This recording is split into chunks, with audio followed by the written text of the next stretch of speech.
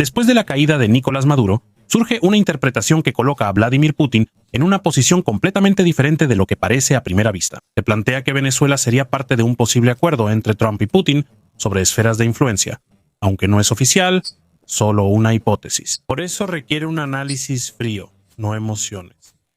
¿Por qué surgió esta hipótesis? No surgió tras la caída de Maduro, apareció antes. Los hechos en Venezuela solo la reforzaron. Esa distinción es importante. Tras varios contactos entre Donald Trump y Vladimir Putin, incluyendo llamadas y una reunión en Alaska, parte de la comunidad analítica comenzó a hablar de que entre Washington y Moscú no había una confrontación clásica, sino un silencioso ajuste de límites. No es un acuerdo formal, solo un entendimiento no oficial sobre los límites de acción sin reacción directa del otro.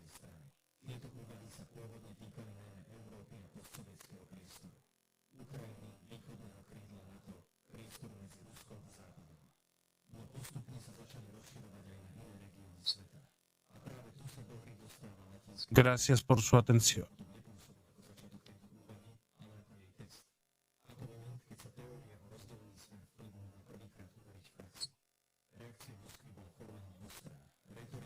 Básica y limitada, sin escalada ni acciones contundentes, o intentos visibles de revertir la situación. Solo hubo una declaración obligatoria sobre la violación de la soberanía, y para muchos el silencio generó dudas. Venezuela también encaja en este panorama. Rusia la apoyó políticamente, pero nunca la controló realmente. Sin fuerzas militares, logística ni posibilidad real de intervenir. Si hubiera una división informal de esferas de influencia, América Latina pertenecería a zonas donde Moscú tiene poco poder y su resistencia es más simbólica. Aquí también suele mencionarse a Alexander Dugin, ideólogo ruso que desde hace tiempo habla de bloques civilizacionales y esferas de influencia. En su concepto, Sudamérica es repetidamente señalada como la esfera natural de los Estados Unidos, no como un juicio moral, sino como un hecho geopolítico.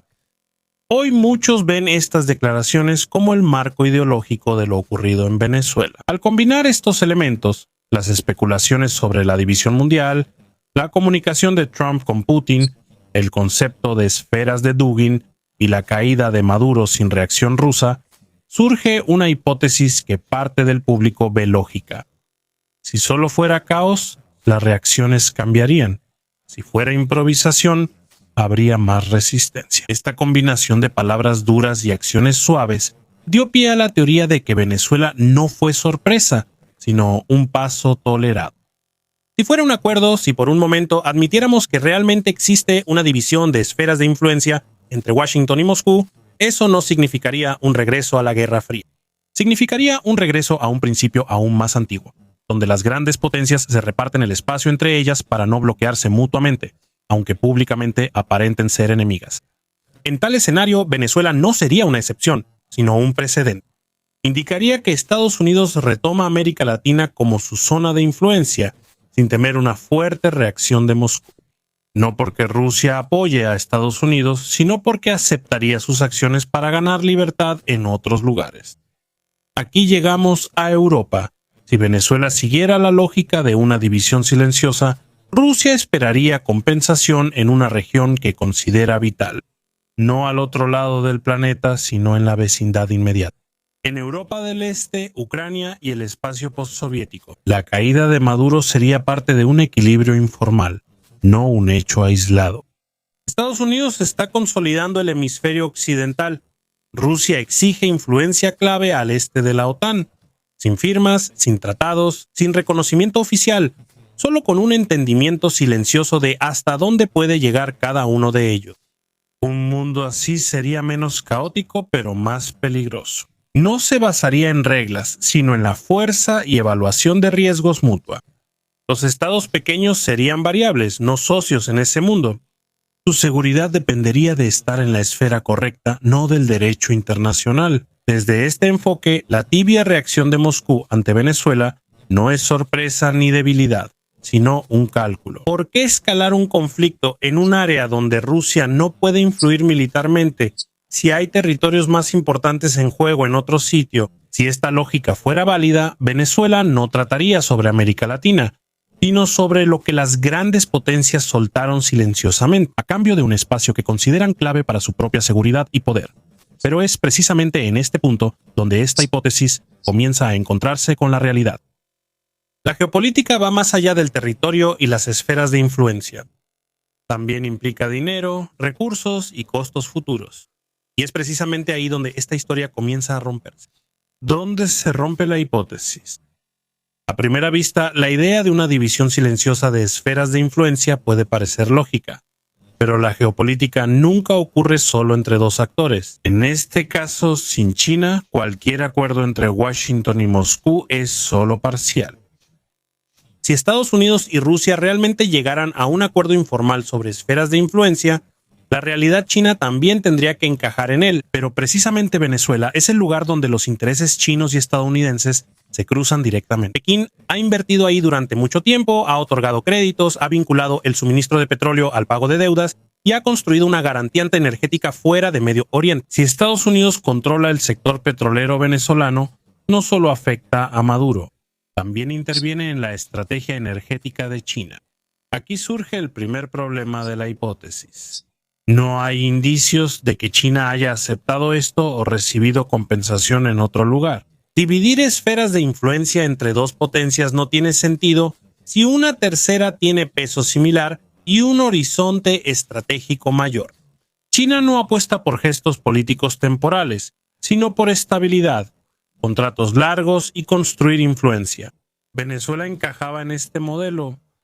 Más importante es la dimensión económica relacionada con Rusia. Si Venezuela fuera entregada a Estados Unidos a cambio de manos libres en otro lugar, Moscú tendría que obtener algo que le convenga estratégicamente. El control del petróleo venezolano implica lo opuesto: disponibilidad de producción a largo plazo. Aunque no entra en vigor de inmediato, presiona los precios globales del petróleo de forma sistemática, no repentina. Ese tipo de presión es la más peligrosa para Rusia. El presupuesto ruso es vulnerable a precios bajos prolongados. Cada dólar que baja implica miles de millones en pérdidas, debilitamiento de la moneda y menor margen en política exterior e interna. Si Rusia aceptara el control estadounidense del petróleo venezolano, debilitaría su posición económica. No es un intercambio ventajoso, sino una pérdida estratégica. Y por último, hay otro argumento sensato. Estados Unidos no tiene que compartir nada con Moscú para actuar en Venezuela. Rusia no tiene en esta región capacidad militar, logística, ni una posibilidad real de detener las acciones estadounidenses. La administración de Trump actúa unilateralmente, no por un acuerdo, sino porque la otra parte carece de influencia. Al combinar los intereses chinos, el impacto petrolero en Rusia y la asimetría de poder en América Latina, la idea de un acuerdo silencioso pierde base sólida. Eso no implica que los contactos entre Trump y Putin no sean relevantes. Venezuela probablemente no los muestra por un acuerdo, sino por la supremacía estadounidense en un espacio donde pueden hacerlo. La dimensión energética de esta operación, el petróleo, los precios y la presión prolongada sobre Rusia, se analizan por separado, ya que sin esto la historia de Venezuela carece de sentido. Aquí concluimos la reflexión no sobre la existencia del acuerdo, sino sobre por qué es tan atractivo creer que existe. ¿Por qué seguimos con estas hipótesis? Así que la pregunta no es solo si existe un acuerdo silencioso entre Trump y Putin para dividir el mundo. La verdadera pregunta es por qué seguimos volviendo a esta idea cada vez que ocurre un gran cambio geopolítico. Parte de la respuesta es sencilla. El mundo cambia más rápido que las reglas que lo explican. El derecho internacional y sus valores chocan cada vez más con la realidad del poder y las ventajas asimétricas. Sin respuestas claras, buscamos acuerdos ocultos. Sin conflicto abierto, asumimos compromisos silenciosos. La hipótesis de dividir esferas de influencia se relaciona más con nuestra incertidumbre que con Trump y Putin. La sensación de que las grandes decisiones se toman fuera del espacio público, sin control ni reglas comprensibles o influenciables para los estados pequeños. Venezuela es símbolo en esta historia, no por decidir el destino mundial, sino por mostrar el desplazamiento actual del poder. Menos a través de tanques, más a través de la energía. Menos a través de guerras abiertas, más a través del control de flujos, precios y dependencia. Lo que pasa ahí no es una anomalía, sino un adelanto del futuro de los conflictos. Por eso debemos evitar explicaciones simples. Quizá el mundo no esté regresando a esferas fijas de influencia, pero tampoco funciona según los ideales que solíamos repetir. Opera en una zona gris donde los acuerdos no se firman para funcionar y las decisiones no se anuncian para tener consecuencias globales. Si la caída de Maduro es resultado de un acuerdo entre potencias o de la supremacía de EEU en la región, sigue siendo un misterio. Solo hay una certeza. La energía regresa al centro de la geopolítica, dando a los estados que la controlan tiempo y margen de maniobra. En ese mundo se decidirán los próximos conflictos, no de forma repentina ni ruidosa, sino poco a poco, entre mercados, precios y movimientos estratégicos que notamos cuando ya es tarde. Si te gustó el video, te agradecería un like y no olvides suscribirte para que no te pierdas los próximos en los que ya estoy trabajando. Puedes apoyar mi trabajo a través de una donación. Si quieres que el video llegue a más personas, haz clic en recomendar. Gracias.